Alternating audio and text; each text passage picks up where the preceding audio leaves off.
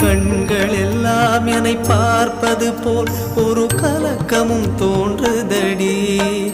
இது சொர்க்கமா நரகமா சொல்லடி உள்ளபடி. நான் வாழ்வதும் பிழை கொண்டு போவதும் உன் வார்த்தையில் உள்ளதடி. என்னவளே அடி என்னவளே எந்த இதயத்தை தொலைத்து விட்டே.